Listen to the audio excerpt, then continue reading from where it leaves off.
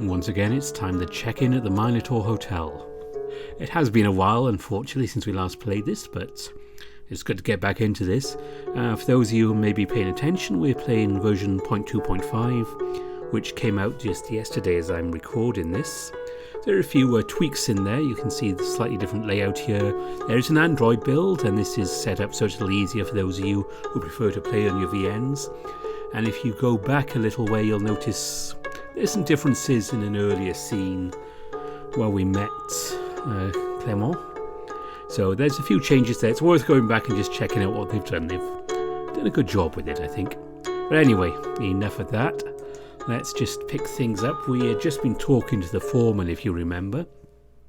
We refused to send Asterion out to the valley, and he's working on a contract for us because, I don't know, you should never trust characters like that with the first contract, I'd say. Anyway, let's get back into it.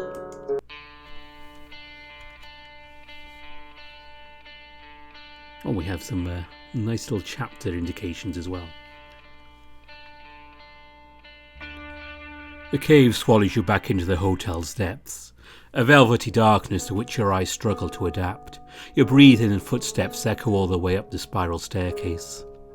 Your shadow extends long into the chamber, turning irregular over the floor's jagged rocks.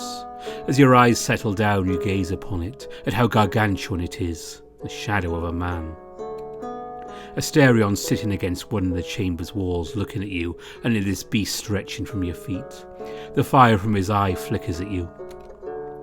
I got the mirror. Now we can get the hotel back and running, right? You hand it down to Asterion. His fingers graze and curl softly over the bronze, and then he takes it from your hand with a ceremonial grace and cradles it against his chest. You take a good look at Asterion. His fur and shirt are matted with sweat despite the chamber's somewhat chilly temperature. His tail swishes behind him like a rowdy sea. I'm sorry for not informing you earlier of the foreman. I'm truly sorry. I don't know what came over me, master. Oh, don't worry about that. It's no trouble at all. He wanted me to send you out, but I wasn't going along with that. So we had to figure it out another way. He wanted food, water and shelter. He offered me a contract, but I think I caught something weird about it. He loaned me the mirror while he fixes it up. Yes, that is usually what he asks. The snake, he's an old thing from the labyrinth. His shape changes every now and then. He disappears for a few years at a time, even decades. But the foreman has existed for a few millennia now. His role, too, is to torture me. Thank you. Asterion hugs the mirror. His fingers brush against its surface, teasing out the sharp cold of the metal. He holds it against his chest like something dearly precious. Well then, shall we go back up? Yes, sir. Pardon my slowness. I am feeling a bit nauseous. This all left me in a panic. Oh, I can wait. You sit down beside Asterion, taking a position quite distinct from his, sitting cross-legged in contrast with his knees up. So, did he hurt you back then? Is that why you're afraid of him?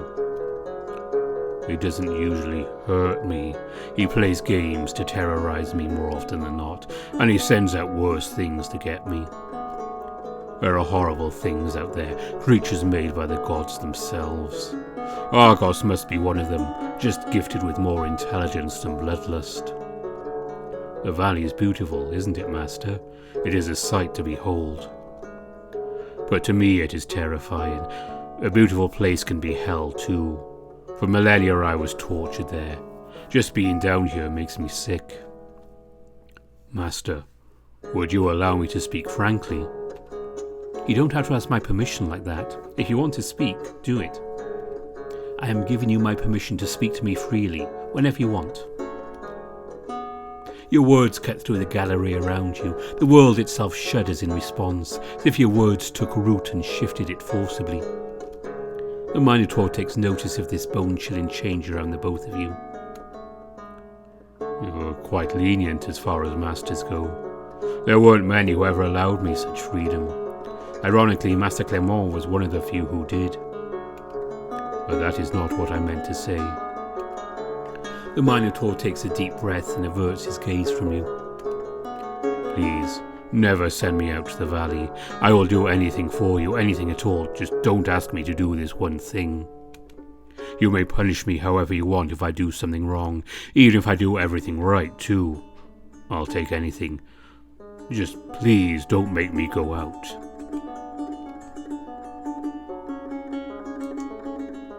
Asterion, look at me. I promise I will never send you out. I can't say I know exactly what they did to you out there. I understand if you don't want to talk about it.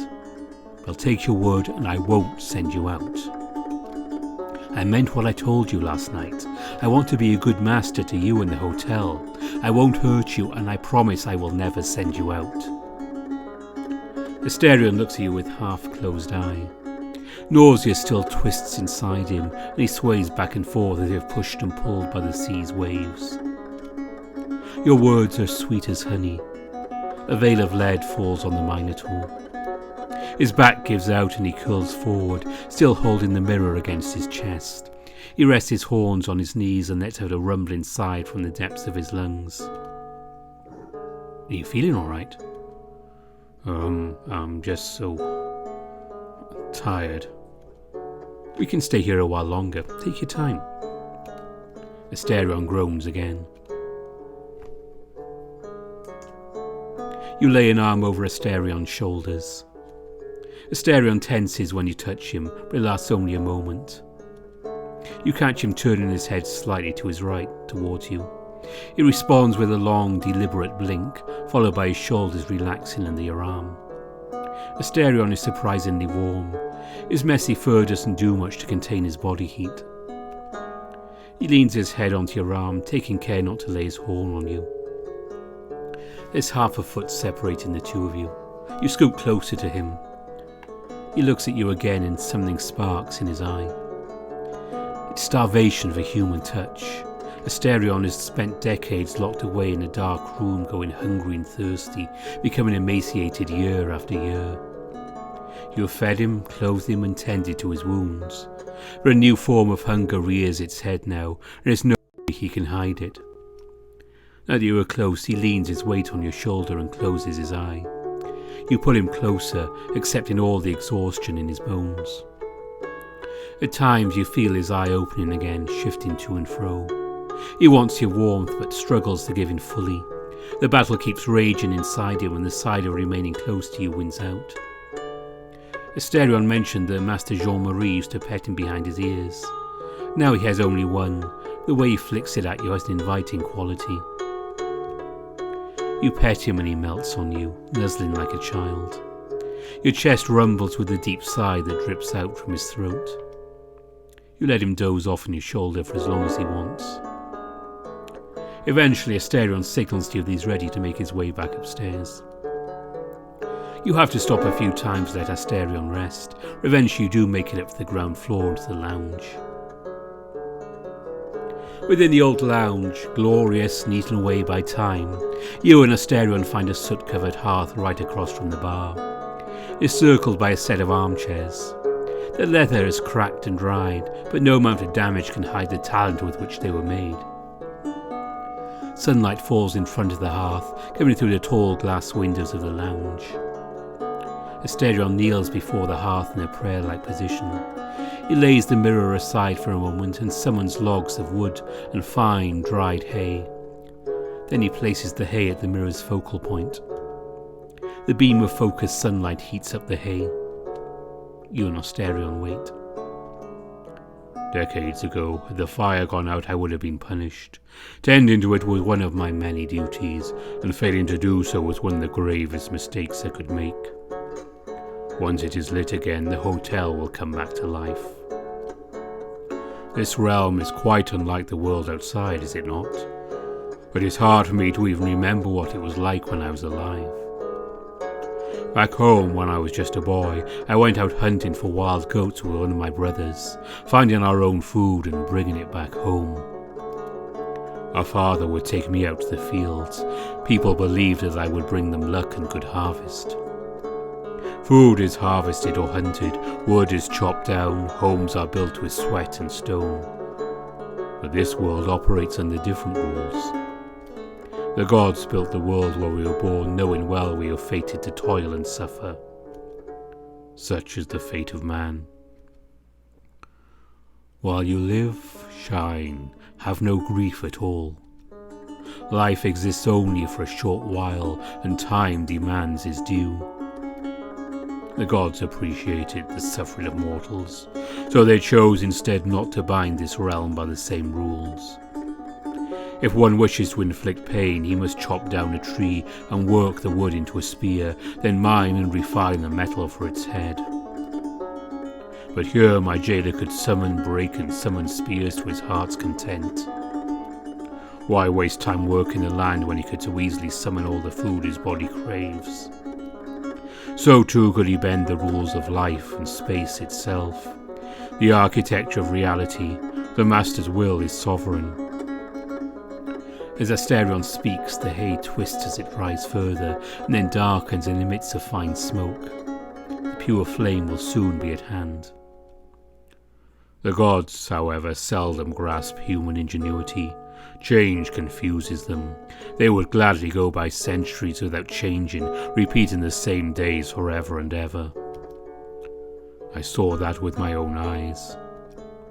I may be a monster, but I am half human. Change comes easily to me as well. I have shifted with each century, adapting to my master's will, doing whatever it took.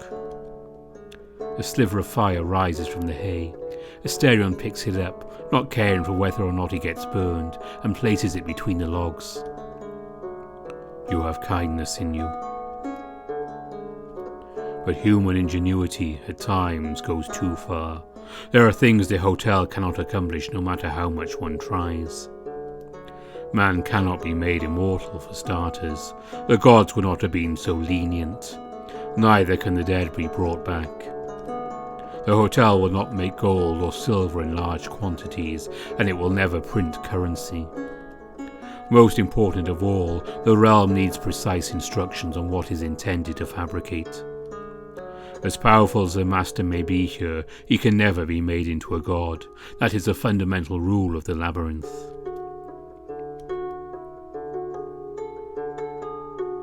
A pure fire, fitting for the gods. The gods are gone. From the stories guests have told over the centuries, it seemed to me that the world outside was well on its way to leaving myth and magic behind. But their power lingers. An offering to them may still be heard, and the labyrinth will never let go of those fundamental rules. A man remains a man. While you live, shine, have no grief at all. Life exists only for a short while, and time demands its due. Have you listened to that song before, Master? I heard a woman from Ephesus sing that. She said her husband wrote it for her when she died. A lot of people took to singing it down there, whether in Elysium or Tartaros. Life is short, for some more than others. It ought to be enjoyed. Whoever bequeathed you the hotel's deed gave you a gift greater than any fortune. This place, and I, will tend to your needs. You can live a blessed life, and if you allow this place to fulfill its man-made purpose, to give respite to those lost and wandering, it will give your life meaning as well. Even an existence as wretched as mine can have beauty, my lord. I do not quite know why I'm telling you all this. I suppose I miss talking, and I feel so nervous all of a sudden. Don't worry about that. I like listening to you. This is fine, you know, talking like this in front of the fire. I can't say I've fully figured out how this hotel works and what's going on, but this is a nice moment, don't you think? Yes, indeed it is. The flame looks like any ordinary fire, but something in it pulls your attention to it. For a long time, hours maybe, you and Asterion gaze at it. The back of your mind you can hear the hotel creaking and twisting, furniture dragging itself here and there, fabric ripping and sewing itself back up. You can, just at the corners of your vision, notice the lounge remaking itself. The sun drags itself through the sky. At some point a vague shape materializes within you and Asterion. A wine bottle. The MInotaur is just as sluggish as you. He manages to pick it up and open it. He offers the bottle to you before taking a sip himself. You let him have all of it. Much like last night, he drinks directly from the bottle, although this time he proves better at managing his half-skeletal mouth. But your attention is pulled back to the fire. The flames dim the harder you look, until settling down into barely lit embers. Perhaps it's your eyes tricking you, but on the hearth's flames a scene unfolds. There's you, Asterion, and the lounge. It shifts and sways. At times it reverts into archaic tavern, its floor lined with ceramic tiles and its walls covered by barrels of aging wine. Then it leaps ahead to what you can only believe is the future, but it is as if the fire is indecisive. At times you see a classy restaurant and finely dressed patrons with a wide figure behind the bar. It's a scenic space, but one with an underlying strictness that some would consider stifling. But there is another possibility. A rowdy place, perhaps even lascivious, with a scantily clad man managing it. The kind of place where one would live out unforgettable shenanigans, both disgraceful and re-energizing. These two visions for the lounge seem to struggle against each other. A weight falls on your shoulders. The flames repeat the vision again and again, pushing you to make a choice. The hotel demands an answer. What is your will?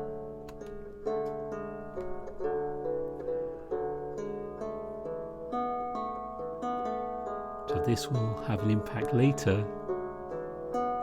As always, you can choose which one. I don't do if you're playing through this, and you should play through it and see what happens then.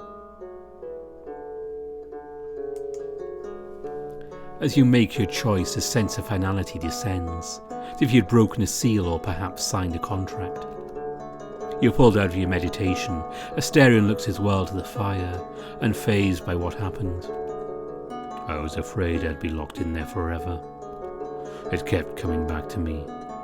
Was this the fate of the gods? Were they locked away somewhere, stuck and forgotten? Is that why they disappeared? If only I could disobey Master Clement's orders, I would have rammed that door down on the very same day he threw me in. But I couldn't. I cannot disobey the Master. Neither can I disobey you. For all those years I thought and thought and thought. There was nothing else I could do and my body was rotting away. I thought about all that could happen, every little possibility. I wish I could tell you that I dreamed, and indeed at times I allowed myself to hope. But more often than not I thought about all the bad that could come next, every possibility. It is difficult for me to believe that I am free. At times I catch myself thinking that this must be one of my daydreams. I was certain you'd send me out to the foreman and it would all turn into a nightmare. My stomach was turning. I sat down because I couldn't stay up. When you turn, you're greeted with a new sight, a rebuilt lounge, an afternoon sun outside, and an entirely different Asterion. But it's not a dream. We are here. I just want to get back to my life, my hotel, my guests, voices bouncing down the hallways, food and drink for all, listening to their stories well into the night. At times I would sneak out during the night while Master Jean-Marie slept. Outside I'd meet up with a friend, a mathematician from the New World. And we talked on and on about infinity, about the hotel's architecture. We'd bring wine and get way too drunk and rowdy. Then the kitchen staff joined us, and later the nighttime receptionist. We'd hang out by the kitchen's back door outside, with a radio blaring from inside. We'd listen to the French songs all night long. I'd summon cigarettes for them. I didn't smoke myself, but I'd return reeking of tobacco. I'd always have to take a bath before Master woke up. And in turn they'd ask Master Jean-Marie to put me in their cruise, and I'd just not do much, just enjoy their company. Spending a day with friends, talking, laughing, not a care in the world. It was life. I woke up every day knowing my existence had meaning. I had a purpose. It was all that I had, and that fiend took it from me. It was like a dream. It was as if all my past had never happened, and I could live a fantasy of doing something good. Each and every day was a marvel. It was good and kept me from the nightmares. It didn't matter if the masters treated me well or not, because they were not my life. I had friends and a reason to be. I wasn't the MInotaur from Crete or some tortured prisoner. I was Asterion, that's all, and chances were they didn't know what got me put here in the first place. But the dream had to come to an end. It just had to. I died once in Crete, and again when Clermont clicked out my guests. All my other deaths, tortured by masters from centuries ago, were small compared to those. It isn't fair. I am a monster. I know my crimes. What did my guests do? Nothing to deserve being kicked out of their home. We had veterans recovering from shell shock, soldiers still healing from their wounds, refugees from the fronts. We built a purpose for this place, no thanks to the gods, and that selfish fiend destroyed it. I'm sorry. I forget my place when I drink, Master. This won't happen again. It was awfully out of place. It's fine, though. I gave you permission to speak freely with me, didn't I? And I meant it. If you bother me, I'd have told you to stop already, so you can relax. I suppose I want to learn more about what you went through. I can only assume times have changed. You are not like the other masters. I'd have been put into my place for this insolence by now. I keep thinking this will all end any moment now. I'll wake back up in that room. Asterion's gaze wanders, and it seems that only now he realises the vast change in the lounge. The hotel is alive again. But it's not a dream, you'll see. It may take a while for you to believe me, but it's true. And I meant what I said. I want to be a good master at the hotel, and to you. Asterion's eyes shift away, then back to you. The MInotaur bites his lips. The smallest sigh escapes his lips, followed by him closing his eyes. The side of his face wrinkles. He is about to say something. His face goes cold in an early professional solemnity, but he stops himself again. One last time he looks at you. I'm sure that Master will. His lip trembles for a moment before a smile cracks his face. His voice comes out twisted. The curve of his smile gives his words a tinge of warmth, but his words come out shaken. His voice cracks and the MInotaur enunciates slowly. There's also an undercurrent of anxiety as his eyes shift to and fro. I am glad that of all the people there are, you are here, Master Leo. He looks down, then back to you. Something seems to flash in front of his eyes which takes away his attention. He sinks in thought. And as if he is entertaining an idea, whatever it is that takes his mind seems hopeful. He bites his lips in want and continues to lose himself in wanting to believe. The smile conquers his face first and spreads out to his whole body. This time his voice comes out firmer amidst his smile. And I repeat my views. If you are set on caring for the hotel and its guests, and fulfilling its man-made mission, then I will serve you out of my own free will. It will be a pleasure to serve you, Master Leo. There is much about which I would enjoy talking with you. Could I perhaps persuade you to enjoy a drink? You nod and tell Asterion about your favourite drinks. The details of what you say seem to wash over Asterion. He doesn't nod or react as you describe the drink. Instead, his face is taken by a languid joy. Asterion goes behind the new lounge's counter. His hands caress the wood, feeling its smooth, almost sensual texture. He nods without looking at you. Now I can assure you, I'll make something quite extraordinary, he says while caressing his beloved hotel. The MInotaur looks at the bottles on the wall. You don't recognise any of the labels, even if you can guess their contents. It would seem these are all in-house productions. Asterion, however, seems at home. His gaze wanders for only a moment before it gains a knowledgeable tinge. He selects the necessary bottles and sets out to make your drink. He starts by washing a cup. It already shone when the Minotaur picked it up from the counter, as if it had just been polished for its first use, but he insists on doing it. The water is on, there's even a fresh bar of soap near the sink, as if the entire place had just been tidied up by a disciplined cleaning crew. The Minotaur holds on to his smile, eyes half closed, as he runs his fingers on the glassware and all the equipment he will use. He takes his sweet time becoming acquainted with the new environment and pouring your drink. At times he shows a bit of clumsiness, no doubt a consequence of downing an entire bottle of wine. Asterion gingerly slides the cup to you on top of a napkin. He finally looks back to your eyes, acknowledging your existence. His voice comes out with the slightest inflection of a smile. I'm not quite there yet. I will get better still. Just need some more practice to polish up back to my old self. I rarely ever manage to lounge. I'm acquainted with it, of course, but there are always better bartenders around. And I enjoy it. So soothing, the precision that goes with mixing drinks. Asterion lays his forearm on the counter and supports his weight on it. His tail swishes lazily behind him. I was never the best cook either. I do well enough to please the master, you'll see, but working in the kitchen requires agility. I could spend 10 minutes chopping a single tomato, making sure all the pieces were the same size. Master Jean-Marie had me do exactly that a few times. Cooking is a very intimate thing, Master. Back when Master Jean-Marie was alive, my shifts helping the kitchen staff would amount at most standing in the corner, chopping a few onions per hour. Working with my hands is very relaxing, even if I'm not terribly dexterous. It may surprise you, but I only learned to cook, how to measure ingredients, read recipes, season food, just a few centuries ago. Well, no one taught me how back in Crete, and when I was in the labyrinth I didn't have much to cook with. Father would send food shipments. No matter, it's improper of me to unload something like that on anyone, let alone Master. Happier subjects abound.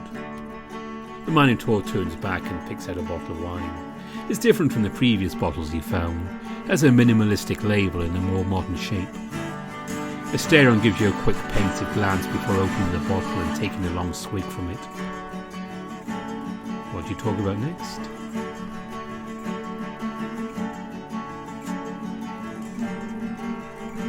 My favourite food? Oh, Master should not worry about that. I eat the leftovers, anything will do for me. And it's not like I can die from starvation. Ultimately, it doesn't really matter. But surely there are things you prefer, or foods you won't eat. Any allergies? Well, if Master truly wishes to know, I don't... Well, I'd rather not eat beef, and I have not for thousands of years now. It would be cannibalism. So it's usually poultry and fish for me, or... Well, I did hunt wild goats with my brothers back in Crete. I like it a lot. It's one of my favourite foods by far. I didn't get to eat meat often when I was a child. It was a luxury of sorts, and the shipments of the labyrinth rarely had any. It would rot on the way, so they didn't even try. Well, goat aside, the longest time oats were the best I could get. Even today I have a liking for porridge. And I have a sweet tooth.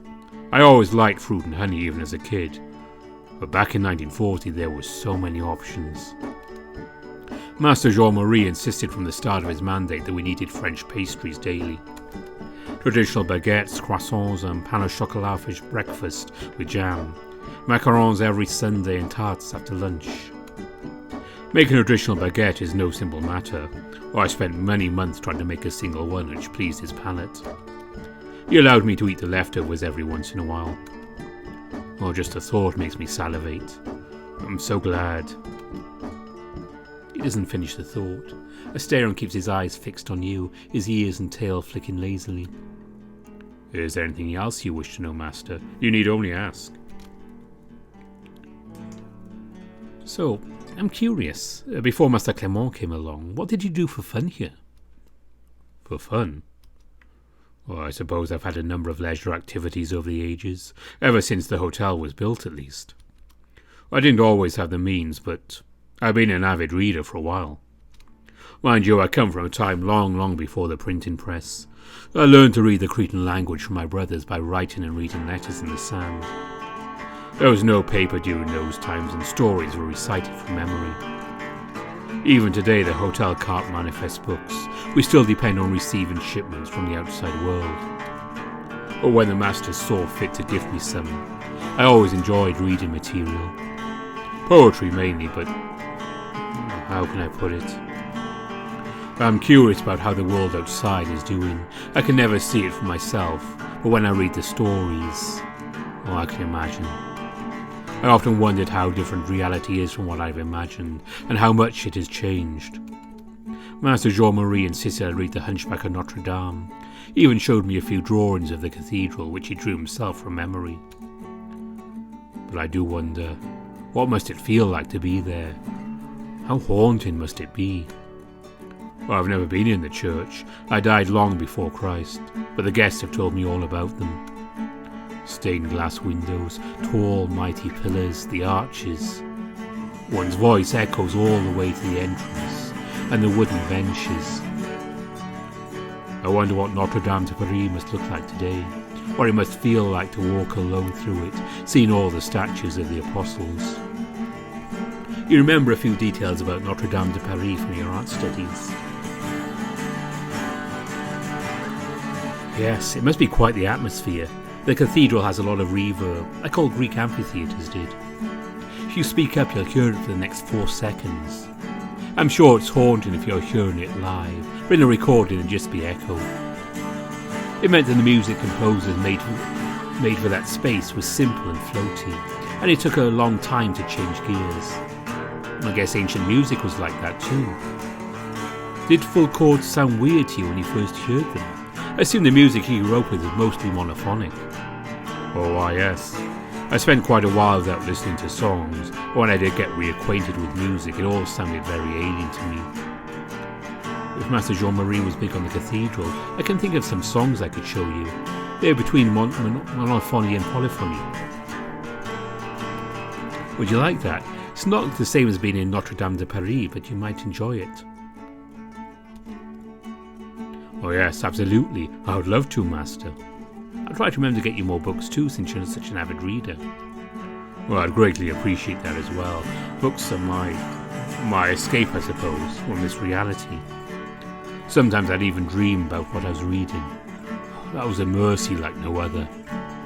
There are very few things better than a good book. Although that hardly counts as my main pastime, since books have always been so scarce. My lyre has been my dear friend for centuries now. Master can guess that it must be awfully rusty after all those years locked away.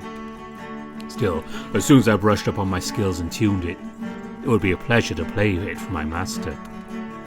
As I said, I also enjoyed spending time with the guests, who just like being around friends. But I suppose for me it's different. It makes me feel normal. As normal as a MInotaur can be, which isn't much. I didn't always tell them about my past. The master is entitled to know, of course, and a few of them were informed, but only those I chose. More often than not, I didn't want them to know. It only got in the way. It was already difficult enough making friends, and it opened a series of questions I'd rather not answer every day. Asterion bites his lip and sighs. There's one thing I greatly enjoyed, but it hardly counts as a leisure activity. I wouldn't want to bother Master by rambling on. Go on, what was it? Well, if Master truly wishes to know. A few masters who inherited the hotel had children of their own. More often than not, they were guests themselves for acquiring the deed, so they knew me well enough. I helped with raising the children. They were a joy, each and every one of them. Even the unruly ones, I might add. Well, it usually took a while for them to warm up to me. I know I can be scary even for an adult, let alone a child. I can only imagine what must have gone through your mind when you saw me in the cold room. I suppose I should be thankful you did not abandon me right then and there. Anyway, the younger ones, if they happened to arrive at the hotel early enough, they were quicker to get used to me. Some would even say I was cute. They thought having a MInotaur friend was fun, playing with my horns, petting me. I'd even give them rides on my back. I was a fun babysitter, you could say. A handful of them even grew up to be masters themselves, inheriting the deed from their parents. Now that was a joy, serving the children I helped raise. I was very proud of them, of who they became. The hotel had a special significance to them. It was a home like no other place could ever be. The hotel attracts those who are lost. Many of those children had no place to return to. Some had lost their countries entirely. That was a long time ago. I wonder if any of their descendants still live. Life exists only for a short while. I once knew a god. He told me that a human lifespan is like a blink of an eye to them. We're akin to pets. Father used to tell me not to grow attached to dogs, for they live short lives. That is how they see mortals. It's not the same for me. I may have died already, but I experienced time like any other person would. Indeed, life exists only for a short while, but it's long enough to be enjoyed. Better not to think too much about those matters. What else? I enjoy exercise. I wasn't much of a fighter at heart, but I was trained for it. I was taught to always remain sharp. Well, speaking frankly, I cannot wait to have some exercise. Not tonight, perhaps. It's still too soon, but well, the day will come. What else? What else did I enjoy? Music. I play the lyre, yes, but the radio. Oh, that was very nice. Master Jean-Marie made sure I listened to all the French singers. Humanity truly is wonderful. The gods and the mythical creatures, they are set in stone and hardly ever change. They were made to be eternal. But humans change so much, and I'm glad to at least be half human. I dearly enjoy the inventions humankind have come up with over the centuries. I can't wait to learn all about what's changed. Anything else Master would like to know? Life back in Crete. Now that... well, my memory is hazy, to say the least. It's been so long that I'm not sure what I remember is even correct. But... well, Crete was quite the power back then. That was before Athens gained traction. I was raised in the Palace of Knossos. It was an immense, sprawling building, perhaps the greatest the world had ever seen at the time. I had many siblings. We played when I was allowed to. I couldn't leave the palace often. I used to sneak out with my brothers to go hunting wild goats. I was swift-footed. My hooves helped me cross Crete's hard volcanic soil. I had a mother and a father like any other child. My mother's name was Pasiphae. She... in retrospect, I realised she wasn't all there. In the head, I mean. I didn't quite understand it back then, but I don't think she liked seeing me. I reminded her what she had done and of her reputation. My adoptive father was King Minos. Assuming I wasn't misbehaving, he treated me well for the most part, because I was sacred. Then I got sent to the labyrinth. I don't remember how old I was then, maybe 12 or so. My sister Ariadne convinced father. She said I would become dangerous. It took a while, but he was swayed. I was carted off and left there with only an axe to fend for myself, in that labyrinth built by the artisan Daedalus. That's what life for me was like in Crete. Isn't it curious how we hold on to memories of childhood? I've existed for thousands of years now. I died young before my 20th birthday, and yet so much of who I am comes from those 2 decades. I often wonder what life would have been like had I not been a hybrid monster. For starters, Mother wouldn't have lost her mind. My sister wouldn't have tried convincing Father to send me off. I'd have had a normal childhood.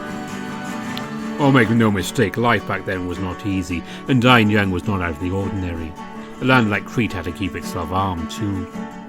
Had I been born fully human, I could have died young by disease, or in early adulthood in combat. Still, that would have been preferable to what I went through. Had I not been sent off to the labyrinth, the gods would have not have sentenced me for my cowardice. I'd still be in Hades, in the asphodel meadows where I was supposed to be. Hades. Perhaps Master wished me to tell happy memories of Crete. I do have a few, quite a few, but I have more from Hades. I was welcome there as all souls are. Of course I was no hero, would never see the Elysian fields. That's where heroes went to. But the asphodel meadows where regular souls were sentenced to was quite pleasant. I even had a job there. Well, the god of the underworld picked me to take part in the border patrol. It was a simple enough duty, patrolling the frontier to catch souls attempting to escape. I shared housing with a cousin. I never even knew I had a cousin until then. His name was Geryon, and we had a lot in common. The god of the underworld, Lord Hades himself, took a liking to me. We'd often trained together and he taught me the underworld's fighting style. Asterion looks down at the counter and drums his finger on it, lost in thought. Well, I was a good patrolman. I wouldn't have minded staying there. That's about it, I suppose. Does Master have any other questions? My favourite memory? Now that's a tough question. Asterion drinks more of his wine and rubs his hand against the counter. He sighs, looks to you and looks back down again a few times. Very hard question, but I think I know. There was a master, Sir Bernard. He was the Labyrinth's lord for a few decades and then passed it down to his son, Sir Robert. When Sir Bernard was on his deathbed, his son transferred ownership of the hotel back to him for a day. As the hotel's returning master, Sir Bernard wrote and signed a contract, except it was just a letter to me, thanking me for everything. Sir Robert took over again, of course, and he prepared me something too. I'd helped raise him, you see, and he gathered all his childhood drawings of me and signed them as a contract as well. Contracts are everlasting unless explicitly revoked, so their contract would last forever. They can't be burned or torn apart. Nothing will destroy them. That is my dearest memory. Robert and Bernard's gift to me. The contracts, they are everlasting, but I know Clement tore apart the ledger while we kept them. They must be hidden away somewhere. Eventually I'll find them again, even if it takes me years. After all, I have all the time in the world, don't I? The MInotaur takes yet another swig of his wine. He sways left and right, his eyes half closed. I have another memory just as sweet. When I was in the underworld, I made friends. One of them gifted me with a statue of a red ox. He was a herder in life. It was fitting, of course. I brought it with me to this place, the only thing I managed to bring. It was supposed to be in my room, but again, Clement. Oh, I was loved. The letters and the statue, I cherished them dearly. But love needs no gift to be remembered. Asterion looks down again. He holds the wine bottle against his chest. When the conversation naturally exhausts itself, you both let inertia carry into a comfortable silence. The warm buzz of alcohol in your system does much to ease the day's drudgery, as does the newly rekindled hearth fire's convivial crackle. The seats bear your weight admirably, despite their age, and the rustic scent of wood smoke and fine leather upholstery makes relaxation as effortless as breathing. Though you and Asterion are the only current occupants of the lounge, things seem a little livelier than the stark row of unclaimed stools would suggest. With the hotel's improving condition, each one brims over with the potential for future patrons to serve. There's something about Firelight's ability to captivate the heart that harkens back to time immemorial. As though written into your bones by the struggles of your ancestors, the dancing shadows stir an impulse that your mind can only dimly direct. For a moment, Asterion's presence is so insubstantial you feel alone with your thoughts. Out of the corner of your eye you see his bovine brow crease, eyes slowly flicking back and forth between you and the fireplace. His mouth opens soundlessly for a moment, but closes just as quickly, as though the subtlest perturbation of the air would be enough to shatter the idyllic scene. In the soft light, Asterion's countenance grows soulful, and then cold and lucid. Perhaps as a quirk of his immortal body, he seems to sober up more quickly than you're expecting. His gaze finally settles on the fire with the stone-faced focus of a trained guard, alert but betraying no further sign of his feelings. You cannot say how many hours you two have spent before the fireplace, looking with simple rapt attention at the flame. Heedless of the passage of time, the greedy moment stretches on as long as the compulsions of your biology will allow it to. The feeling of your chin hitting your chest eventually jolts you from the quiet reverie. You didn't even notice you were starting to nod off. Leery-eyed, whether in inebriation or fatigue, you check your phone. It's almost midnight.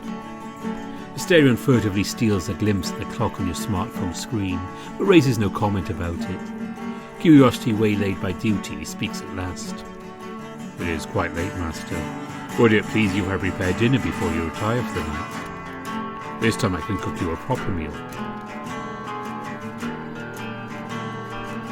You can see no reason to refuse Asterion's offer. The walk back to your quarters is blessedly brief, and you quickly take a seat on the couch and make ready for your evening meal. While your Minotaur manservant prepares your dinner, there's little to do except lounge on the couch and savour the smells that waft from your private kitchen. You can continue to lapse in and out of consciousness every so often, torn between the gnawing hunger in your belly and the sudden weight of your eyelids. Asterion presents you with your food in short order, bringing a tray of ham, steak and mashed potatoes to the couch to spare you the need to walk to the table. To your tipsy, sleep-fogged brain, it seems a veritable feast. You tear into it with the gusto of a starving man. As you sit up and start to eat, Asterion seems faintly content to you enjoying his cooking. Your old habits die hard nonetheless. The Minotaur bows dutifully, before cantering away to let you enjoy your meal in solitude. He's gone before you can think to ask him to join you, and though you know he is but a simple shout away, you think better of asking anything else of him. Once your hunger is sated, sleep is upon you in a moment. You set the tray down on the side of the couch and close your eyes. The last sounds you hear are the faint click of Asterion's hooves against the floor and the jingling of silverware as he carries your leftovers back to the kitchen. A slow, sneaking clop reaches your semi-conscious brain to the haze of fitful sleep, followed by a sudden sensation of warmth and a gentle pressure across your entire body. You soon fall into a deeper, easier slumber.